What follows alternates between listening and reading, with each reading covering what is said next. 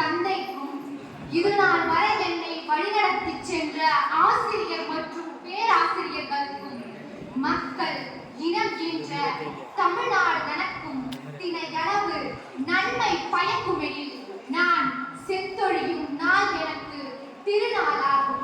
அடும்பு அதிரல் அவரை அனிச்சம் ஆத்தி காயா கொன்றை குறிஞ்சி செண்பகம் தும்பை வாகை என தமிழ் இலக்கியத்தில் வரக்கூடிய மலர்களையெல்லாம் எடுத்து மாலையாக தொடுத்து என் தமிழ் மொழிக்கு அணிவித்து தமிழ் இலக்கியத்தில் அறம் என்ற தலைப்பில் தங்கள் முன் பேச வந்துள்ளேன்.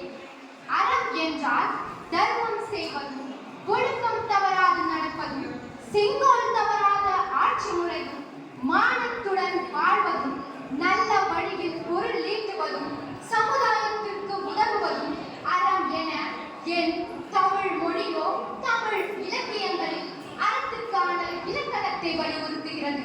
ஔவையாரோ ஆத்திச்சூடியில் அறம் செய்ய விரும்பு என்கிறார், அதாவது தர்மம் செய்ய பழகு என்கிறார்.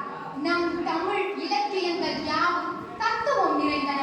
தமிழ் இலக்கியங்களில் ஒழுக்கத்தையும் அற கருத்துகளையும் ஊட்டுவதற்காகவே உருவானவை. தமிழ் இலக்கியத்தில் உயர்ந்த அற கருத்துக்களை திருக்குறள் மொழிகிறது. வள்ளுவர் காலத்தில் உயர்ந்த அறநெறியாக இங்கு உயிர் இரக்கம் பேசப்படுகிறது. அதாவது அன்பின் வழியது உயிர் நிலை என்றார் வள்ளுவர். அழுக்காறு ஆவாவெண்ணி இன்னா சொல் நான்கும் இழுக்கா இயன்றது அறம். பொறாமை ஆசை கடுஞ்சொல் சினம் என நான்குக்கும் இடம் தராமல் இருப்பதே அறம் என மொழிகிறார் வள்ளுவர். இன்று கொள் அன்று கொள் என்று கொள் மறுமே மாண்டார்.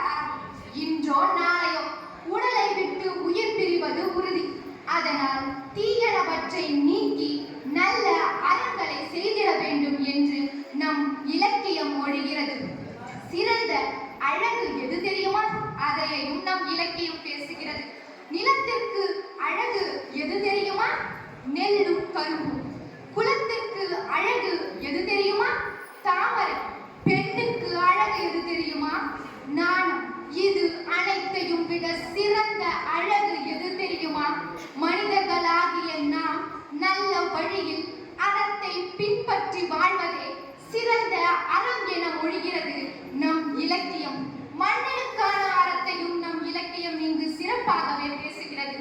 பாண்டிய மன்னனே, உன்னுடைய வெற்றிக்கு 4 வித படைகள் உண்டு. பகைவர் இடத்தில் சுட்டெரிக்கும் சூரியன் நீ, மக்களிடத்தில் அன்பை காட்டும் குளிர்ச்சியை தரும் சந்திரன் நீ. இது மட்டுமா உன்னுடைய வெற்றிக்கு காரணம்? இல்லை இல்லை.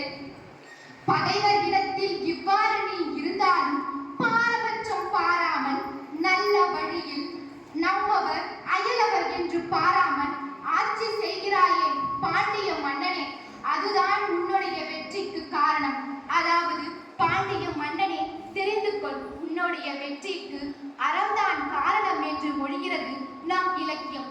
சிலப்பதிகாரத்தை எடுத்துக்கொண்டால் அங்கு பாண்டிய மன்னன் நீதியை தவறிய காரணத்திற்காக யானோ கல்வன் மண்பதை காக்கும் தென்புல காவல் என் முதல் பிழைத்தது கெடுக என் ஆயுள் என்றார். இது சிலப்பதிகாரத்தில் வரும் துன்ப வரிகளாகும். அரசியல் பிழைத்தோருக்கு அறமே கூற்றாக முடியும் என்பதை நம் சிலப்பதிகாரம் வலியுறுத்துகிறது.